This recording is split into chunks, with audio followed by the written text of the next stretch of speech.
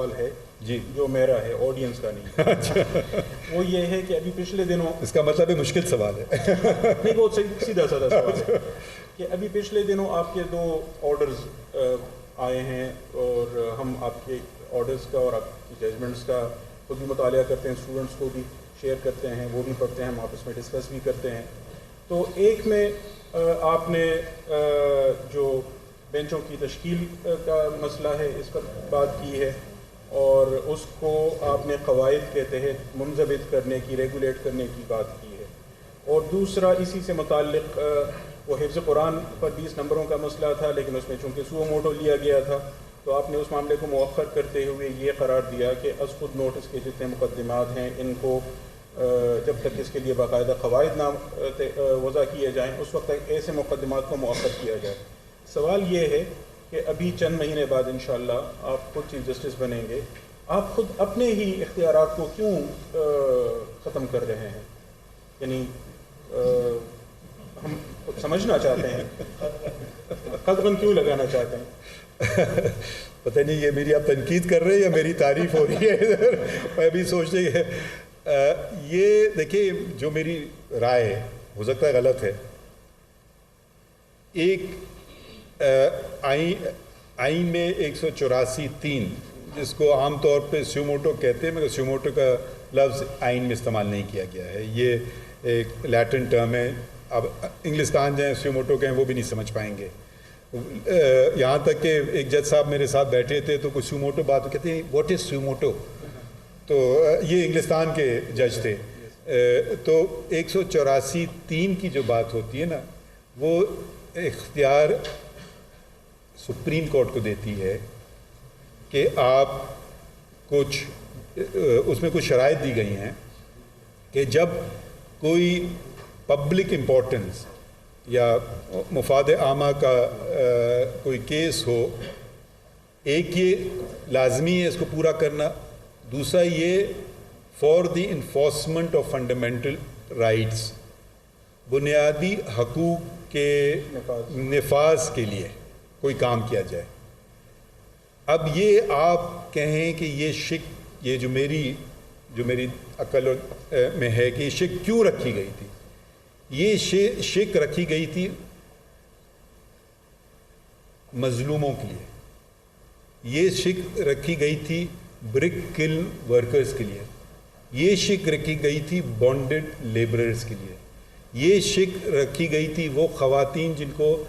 تعلیم سے محروم کیا جا رہا ہے، یہ شرک رکھی گئی تھی کہ بچوں پہ آپ زبردستی ان سے جبراً کام کروائیں۔ کیوں؟ کیونکہ یہ لوگ وکیل تک تو کیا، عدالت تو کیا وکیل تک بھی شاید نہ پہنچ سکیں، ٹھیک ہے؟ تو یہ ان کے تحفظ کی شک ہے۔ اب یہ شک بھرپور طریقے سے پاکستان میں اس کا استعمال ہوا ہے، میرے سمجھ سے کئی بہت اچھی دفعہ اور کئی بہت بری دفعہ، ٹھیک ہے؟ وہ شاید آپ مجھ سے بہتر جانتے ہوں۔ تو جب یہ شک استعمال ہوتی ہے، یہ میں آپ کو فائدہ دینے کے لیے نہیں کر سکتا ہوں، میں اس کلاس روم کو فائدہ دینے کے لیے نہیں کر سکتا، میں یہ اس کا جو وہ بہت امپلیمنٹیشن پورے معاشرے پہ ہو اور معاشرے میں جو بنیادی حقوق ہیں ان کے متعلق ہو، یہ دونوں باتیں ساتھ نہیں چلیں گی تو یہ شک استعمال نہیں کی جا سکتی ہے۔ اب اور اس میں بھی ذرا آپ کو سوچنا چاہیے، کیونکہ یہ شک ہر قانون میں ایک اپیل، کم از کم ایک اپیل کا حق ہے، چاہے وہ فوجداری ہو یا وہ دیوانی ہو۔ کوئی ایسا قانون پاکستان کا نہیں ہے، بلکہ میرے خیال میں شاید دنیا میں بھی نہیں ہے، جہاں کہ اپیل کا آپ کو حق نہ دیا ہوا، سوائے 184(3) کے فیصلے کے خلاف آئینی اپیل، قانونی اپیل کا حق نہیں ہے۔ تو جب یہ شک استعمال میں لائی جائے تو بہت ہی پھونک کے پیر رکھنے چاہیے، ٹھیک ہے؟ کیونکہ میں ایسی بات نہ کر بیٹھوں کہ آپ کا تو میں نے فائدہ کر دیا مگر ان لوگوں کا میں نے نقصان کر دیا، یا اس کے برعکس، تو اور اس کے دور پا نتائج، ٹھیک ہے، اپیل کا حق نہیں ہے، اچھا تیسری بات، اب میں آپ نے مجھے دعوت دی ہے جج آف دا سپریم کورٹ، میرے پاس جب کیس آتا ہے تو وہ کبھی تو 3 عدالتوں سے کبھی 4 عدالتوں سے پہنچتے یہاں آتا ہے، تو وہ اس میں جو اصلی قانونی آئینی بات ہے اس کا ایسنس آتا ہے میرے پاس، ٹھیک ہے؟ یہ نہیں کہ میری رائے یہ تو وہ ہو جائے گا یہ ہو جائے گا، نہیں، پہلی عدالت سول جج یا کرمنل کورٹ ہے، پھر اس کے بعد اپیلیٹ کورٹ ہے، پھر ریویژنل کورٹ ہے، پھر ہائی کورٹ ہے، پھر سپریم کورٹ ہے، تو بہت ساری آپ کو آراء آپ کے سامنے آتی ہیں، سول جج نے یہ کیا، ڈسٹرکٹ جج نے اس کو برعکس کر دیا، ہائی کورٹ نے پھر اس کو الٹ کر دیا یا تیسری کوئی رائے دے دی، تو جب تک آپ کے پاس آئے گی چیز تو آپ پھر بہت ذرا پیچھے بیٹھ کر کے آرام سے ٹھنڈے دل سے، کیونکہ اب آپ کے سامنے کوئی وہ نہیں ہے، لٹیگنٹ نہیں ہے، آپ دیکھیں گے ہاں یہ بات اس میں وزن ہے، اس میں وزن ہے یا اس میں وزن نہیں ہے، تو ایک طریقے سے آپ چلیں گے آگے۔ تو عام طور پہ کیسز ایسے آتے ہیں۔ اب 184 میں 3 کے تحت میں بن گیا ٹرائل کورٹ، تو میں شہادت دے بھی رہا ہوں اور اس کا جواب بھی دے رہا ہوں، اور انکوزیٹوریل پاورز بھی یوز کر رہا ہوں۔ اور یہ جو لفظ ہے انکوزیٹوریل،